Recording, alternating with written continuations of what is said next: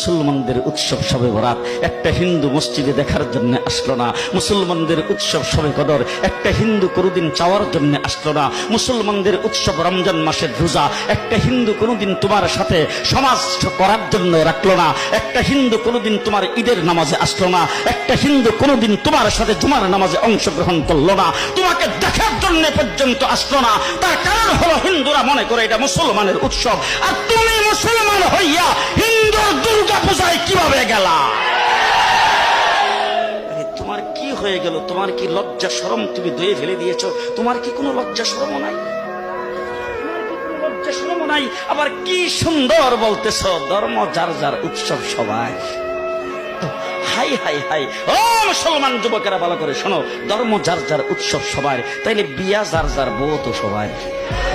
জি, বিয়ে যার যার বউ সবার, পুষ্কুনি যার যার মাস সবার, গাছ যার যার ফল সবার, ক্ষেত যার যার ফসল সবার, দোকান যার যার মাল সবার। এখন ঘুমাইছে কি কথা বলেন না কেন? তাহলে আমার দোকানের মাল যদি আমার হয়, আমার ক্ষেতের ফসল যদি আমার হয়, আমার গাছের ফল যদি আমার হয়, আমার গাছের নারিকেল যদি আমার হয়, আমি বিয়ে করলে বউ যদি আমার হয়, মুসলমান আমার পুষ্কুনির মাছ যদি আমার হয়, তাইলে ধর্ম যার উৎসব তার।